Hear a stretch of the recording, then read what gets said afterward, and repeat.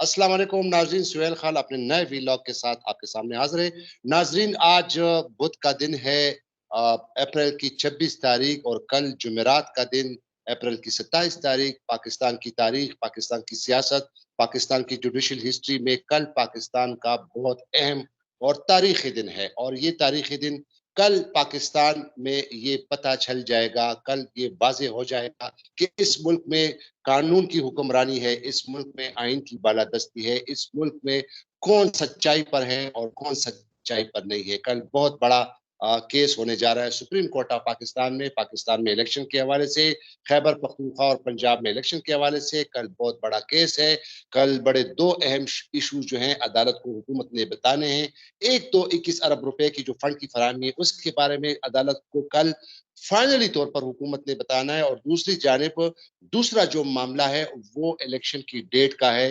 और कल जो है वो हुकूमत वक्त, आज उन्होंने इत्तेहादी जमातों का इजलास भी जारी है, क्योंकि सुप्रीम कोर्ट ऑफ पाकिस्तान ने उनको ये कहा था कि आप आपस में मिल बैठें और एक लाएमल इख्तियार करें। और उन्होंने फिर 26 तारीख तक उन्होंने अदालत से वक्त मांगा था, और अब इजलास जारी है। लेकिन कल जो है वो फाइनल राउंड है कि कल सुप्रीम कोर्ट ऑफ पाकिस्तान अपने फैसले पर कायम रहेगी। इलेक्शन के इनेकाद के हवाले से जो उन्होंने 14 मई का जो डेट दिया था उस पर डटे रहेगी। हुकूमत क्या लाएमल इख्तियार करती है, इस पर आज हम बात करेंगे। और साथ ही साथ आपको ये भी बता दूं कि आज 26 अप्रैल को चीफ जस्टिस ऑफ पाकिस्तान का जो बेंच था वो एक दिन के लिए आज वो डी लिस्ट हो गया है, उसका आज उसमें समाअत नहीं हो रही। और कल चीफ जस्टिस ऑफ पाकिस्तान, जराए का कहना कि बिल्कुल हशास प्रशास हैं, कल वो 27 तारीख को बेंच नंबर 1 में बैठेंगे और इस केस की समाअत करेंगे। इस वक्त मेरे साथ मेरे बड़े अच्छे दोस्त और सीनियर जर्नलिस्ट फखरुर रहमान मौजूद हैं। हम इस पर आज बात करेंगे कि अब कल ऊंट किस करवट बैठेगा। Fakhrur Rahman, thank you very much for joining me. जी सुहेल खान, आपको गुज़िश्ता ईद मुबारक हो and thank you for having me in your show. Thank you very much. Fakhar, ये बताइएगा कि कल बड़ा अहम दिन है। कल सुप्रीम कोर्ट ऑफ पाकिस्तान ने अब फाइनल जो है वो ऑर्डर जारी करना है, और हुकूमत ने कल उनको बताना है कि आया वो इंतखाबात कराने में संजीदा है या नहीं। इसके बारे में आपका क्या रद्द अमल है, और क्या देखते हैं कि कल क्या मुतवक्के ऑर्डर आ सकता है? आया अगर हुकूमत ने नहीं माना तो क्या कंटेम्प्ट प्रोसीडिंग जो है, कल शोकाज नोटिस जारी हो जाएंगे प्राइम मिनिस्टर के खिलाफ, काबीना के खिलाफ, या जो और हुकूमत में जो सरकर्दा रहनुमा हैं? सुहेल खान, सबसे पहले तो आज हमें ये इत्तला मिली कि जो chief justice justice Umar Ata Bandial की सरबराही में 3 रुकनी बेंच था और उसके रूबरू 12 मुकदमात थे, वो रिलीज़ कर दिया गया। और जिसकी वजह ये बताई गई कि चीफ जस्टिस साहब की तबीयत जो थी वो नासाज़ है, और इस वजह से ये बेंच जो है वो रिलीज़ कर दिए गए। चीफ जस्टिस साहब जो हैं वो केपीके और पंजाब में इलेक्शन का मामला, पाकिस्तान का मुस्तकबिल क्या होगा, पाकिस्तान की का माशी मुस्तकबिल क्या होगा, ये तमाम अहम फैसले जो हैं इनका जो जवाब है वो सुप्रीम कोर्ट से निकलना है। और वो सुप्रीम कोर्ट के जो 3 रुकनी बेंच है जिसकी सरबराही चीफ जस्टिस साहब करते हैं, जस्टिस उमर बंदियाल, जस्टिस इजाजुल हसन और जस्टिस मुनीब फारूकी कर रहे हैं। अल्लाह ताला चीफ जस्टिस साहब को सेहत दे, तंदुरुस्ती। Justice Munib Akhtar. Justice Munib Akhtar, sorry. Allah ताला चीफ जस्टिस साहब को सेहत दे, तंदुरुस्ती दे, और हमारी दुआएं हैं, बल्कि पूरी कौम की दुआएं हैं कि वो कल सुप्रीम कोर्ट आए और आकर अपनी जिम्मेदारियां जो हैं वो संभालें, और जिस तारीखी फैसले का, जिस हक और सच के फैसले का कौम को इंतज़ार है वो सुप्रीम कोर्ट से आए। अब जो आपका सवाल है वो ये है कि कल क्या होगा? अब देखिए, एक तो पहली मर्तबा ऐसा हुआ है कि इस तरह के अहम नोयत के मुकदमात हैं। साबिक चीफ जस्टिस इफ्तिखार चौधरी साहब भी बड़े अहम मुकदमात की समाअत करते थे, लेकिन उस वक़्त भी इस तरह की सूरत-ए-हाल जो थी वो देखने में नहीं आई थी। आज जो सूरत-ए-हाल बनी हुई है वो ये है कि जैसे आपने बताया कि वज़ीर-ए-आज़म की सरबराही में इस वक़्त इत्तेहादी जमातों का इजलास जारी है, जिसमें आसिफ अली ज़रदारी, मौलाना फज़ल रहमान और दीगर उनके जो 13 जमाती इत्तेहादी पार्टियाँ हैं, उनके लोग शामिल हैं। एमक्यूएम भी शामिल है उसके अंदर। अब सवाल ये पैदा होता है कि इस इजलास में ये करने क्या जा रहे हैं? अटॉर्नी जनरल फॉर पाकिस्तान वो भी मौजूद हैं। तो जो मिनिस्टर फॉर फाइनेंस है वो भी मौजूद है। 21 अरब रुपए का मामला है जिसका आज फैसला करना है, और ये बड़ा सिंपल सा फैसला है, लेकिन इसको खुद वज़ीर आज़म ने अपने लिए एक ऐसा शिकंजा बना दिया कि जिसकी वो ज़द में ना खुद आ गए बल्कि अपनी पूरी हुकूमत को भी वो ले आए हैं। अब अगर वो सुप्रीम कोर्ट को कल ये रिपोर्ट दी जाती है कि जी 21 अरब रुपए नहीं इलेक्शन कमीशन को मिले, तो फिर सुप्रीम कोर्ट आर्टिकल 189, 190 इन्वोक कर चुकी है अपने लास्ट ऑर्डर में, और उसके मुताबिक सुप्रीम कोर्ट ये भी कह सकती है कि जनाब जो मिनिस्ट्री ऑफ फाइनेंस की रिपोर्ट हमारे सामने आई थी, उसके तहत आप तो मेजोरिटी खो बैठे हैं, आपकी तो हुकूमत ही रही नहीं है, ये रिपोर्ट है, और सुप्रीम कोर्ट ने इसका अपने ऑर्डर में हवाला भी दे दिया था लास्ट टाइम। सुप्रीम कोर्ट ये भी कह चुकी है बज़ाहिर वफाकी हुकूमत डिसोबीडियंस कमिट कर चुकी है, यानी कि हुक्म अदूली नाफरमानी कर चुकी है, और तौहीन अदालत का मामला भी।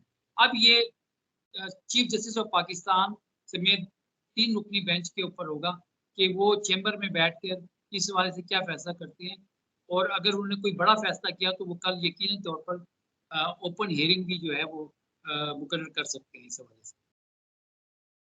अच्छा फ़ख़्र, मेरा ख़्याल है जिस तरह आपने कहा कि चैम्बर में, जहाँ तक मेरी इत्तलात है, कल कवील इम्कान है कि कल इस केस को जो है ओपन कोर्ट में सुना जाए, क्योंकि ये एक बहुत बड़ा अहम मामला है। और पहले भी जो ओपन कोर्ट में हुई थी, और उन्होंने पहले भी, आपको याद होगा कि उन्होंने कहा था कि भई आप एक डायलॉग करें, लेकिन वो डायलॉग उन्होंने नहीं किया, और वो तो वही जो पुरानी बात है कि फुल कोर्ट और इस पे उन्होंने रिट लगाई हुई थी।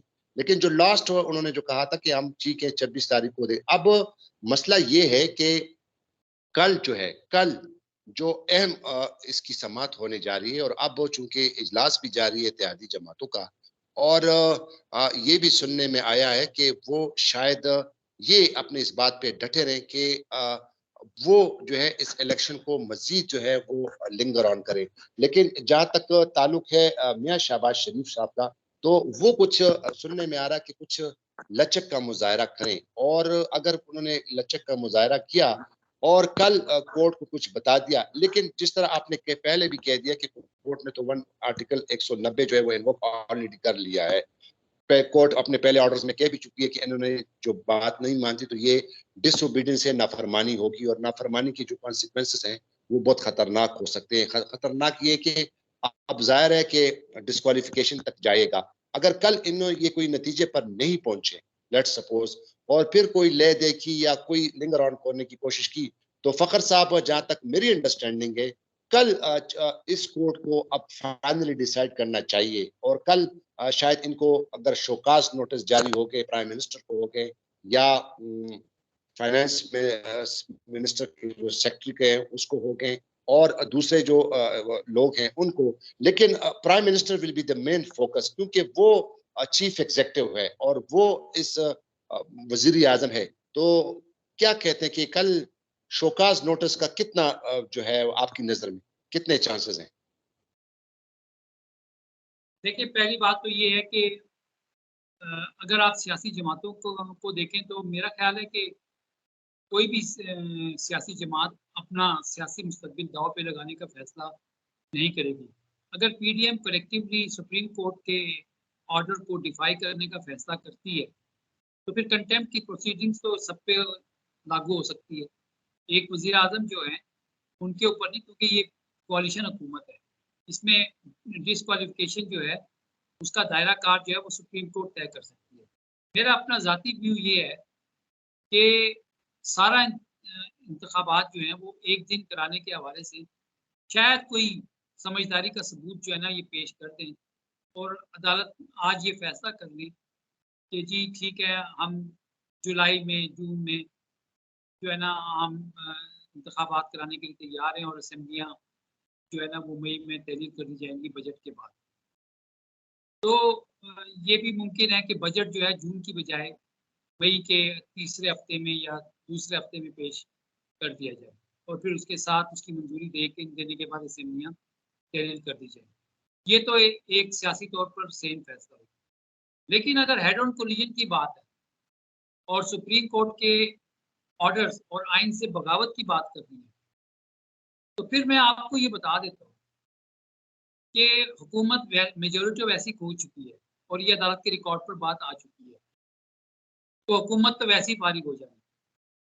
लेकिन आइन से बगावत, सबवर्जन ऑफ द कॉन्स्टिट्यूशन, ये आर्टिकल 6 है। फिर अब ये भी फैसला करना पड़ेगा इनको कि आर्टिकल 6 में कौन-कौन जाना चाहता है। आपको पता है कि लास्ट टाइम जब सुप्रीम कोर्ट के फैसले को मुस्तरद किया करने की करारदाद ये लेकर आए थे, तो 42 अरकान ने उसके ऊपर दस्तखत किए थे और वो भी कई लोगों के दस्तखत जो थे वो जारी थे। जितने अहम सियासी रहनुमा थे, उन्होंने वो करारदाद जो थी उस पे दस्तखत नहीं किए थे। पार्लियामेंट भी आइन के अंदर है, छतरी के अंदर आती है, सुप्रीम कोर्ट भी आती है। ये कहना कि जनाब अगर आप कौमी असेंबली के फ्लोर पर अदालती फैसले की बेतुकीरी करें और उसको मानने से इनकार कर दें, तो आपके ऊपर आर्टिकल 6 नहीं आता, बिल्कुल आता है। पहली बात, जो कौमी असेंबली का मेंबर हलफ उठाता है, उसके तहत उसने आइन को प्रोटेक्ट करना है, फिर आर्टिकल 5 है और फिर इसी तरह से बगावत है आइन आइन से, आर्टिकल 6। एनी हाउ, मेरा ज़ाती तौर पे तो ये ख़्याल है, आई कुड बी रॉन्ग, लेकिन जो नून लीग का और जो जो इस वक़्त 13 जमातों का टोला है, असल मसला सुहेल साहब इनकी करप्शन का है। इन्होंने आते ही 1100 अरब रुपए के करप्शन के जो केसेस थे वो ख़त्म करवाए। नैब तरामीम की, सुप्रीम कोर्ट से वो तरामीम के हवाले से जल्द फैसला मुतवक्को है। इसलिए इनको ये डर लगा हुआ है कि इलेक्शन में हार-जीत तो होती जाती है, कोई मसला नहीं है। लेकिन इनको ये मसला है कि कल को सुप्रीम कोर्ट जब वो तरामीम उड़ा देगी तो वो मुकदमात बहाल हो जाएँगे और फिर जो फर्द जुर्म शहबाज शरीफ पर आयद होनी थी और वो वज़ीर-ए-आज़म बन गए मनी लॉन्ड्रिंग के अरबों रुपए के केस में, उनका बेटा हमज़ा, उसके बाद आसिफ अली ज़रदारी, ये तमाम लोग, तो इनको ये खौफ खाया हुआ है और इसलिए ये किसी भी इंतहाई इक़दाम से गुरेज़ नहीं करेंगे।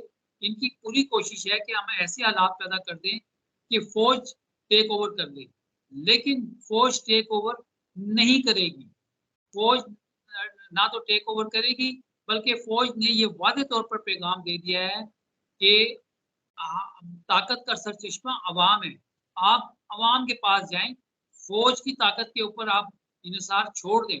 यानी कि अगर आप को किसी सियासी जमात को ताकत चाहिए तो वो अवाम में जाए और अवाम में जाने का रास्ता कौन-सा है? इलेक्शंस है। तो ये आइन कहता है, ये ना तो मैं कह रहा हूँ, ना आप कह रहे हैं, ये आइन कह रहा है। और आइन भी, हमारा आइन इसलिए पाकिस्तान का आइन मुनफ़रिद है कि पाकिस्तान का आइन जो है it's a by product of Quran and सुन्ना, ठीक है? ये दुनिया में बाकी जगहों पे नहीं है, लेकिन पाकिस्तान में इसकी यूनिक हैसियत है। एक चीज़, सु पार्लियामेंट सुप्रीम उन जगहों पर है जहाँ पे अनरिटन कॉन्स्टिट्यूशन है, जैसे कि बर्तानिया में है। लेकिन मैंने आपको बताया कि पाकिस्तान में सुप्रीम जो चीज़ है वो कुरान है और सुन्ना है। इक़्तिदार आला, मुक़्तदर आला और ये सब चीज़ें कुरान में डिफाइंड है और उससे आप आइन को आपने जो है ना फ्रेम किया हुआ है। तो कल का दिन बड़ा अहम है और चीफ जस्टिस साहब जो हैं वो हक और सच पे फैसला, तारीखी फैसला करेंगे। कल को जो भी हुक्म अदूरी सामने आई, उसके मुताबिक चीफ जस्टिस साहब जो हैं वो अपनी कार्रवाई शुरू करेंगे। पर अगर हम इसको सम अप करें कि कल जो है वो एक किस्म का फाइनल राउंड है। कल नाज़रीन, Fakhr, thank you very much for joining me, क्योंकि हमारा टाइम बहुत ज़्यादा हो गया है। नाज़रीन, इसका लुब-ए-लबाब यही है कि कल ये 27 अप्रैल बरोज़ जुमेरात, कल इस पाकिस्तान की तारीख़ का बहुत बड़ा अहम दिन है, क्योंकि ये आइन की बालादस्ती की बात है, मुल्क में रूल ऑफ लॉ, कानून की हुक्मरानी की बात है। एक मामला है, एक आइनी मामला था, एक इलेक्शन का मामला था, जो कि एक आइनी रिक्वायरमेंट है और वो इलेक्शन होने हैं। अब हुकूमत रोड़े अटका रही है और कल अगर कुछ और इस मौक़िफ़ के साथ आती है और उसमें मज़ीद कुछ रोड़े अटकाने की कोशिश करती है, तो फिर तो कॉन्स्टिट्यूशन जो है, कमांड ऑफ द कॉन्स्टिट्यूशन जो है, आइन जो है वो प्रिवेल करेगा, आइन बरकरार रहेगा और मुल्क में कानून की हुक्मरानी होगी और आइन की बालादस्ती का बोलबाला होगा। अब कल देखना ये होगा कि चीफ जस्टिस ऑफ पाकिस्तान, जो पाकिस्तान के चीफ जस्टिस हैं, और सुप्रीम कोर्ट जो है कल इस पर क्या फैसला करेगी। लेकिन नाज़रीन, बात क्लियर है कि फैसला वही होना चाहिए जो इस मुल्क की बेहतरी के लिए हो, इस मुल्क के अवाम के लिए बेहतरी हो, इस मुल्क की मईशत के लिए बेहतरी हो, इस मुल्क की तरक्की के लिए बेहतरी हो। तो हम दुआगो हैं कि कल एक ऐसा फैसला आ जाए जो इस मुल्क के अवाम के लिए, इस मुल्क की मईशत के लिए, इस मुल्क की तरक्की के लिए बहुत जो है वो बेहतरीन साबित हो और पाकिस्तान जो है वो मजीद तरक्की करे। एक और वीडियो में दोबारा आपके सामने हाजिर दूंगा। नए देखने वाले नाज़रीन से मेरे इल्तिमास है कि वो इस चैनल को जरूर सब्सक्राइब करें और अपनी आरा से जरूर आगाह करें। खुदा हाफिज। पाकिस्तान जिंदाबाद।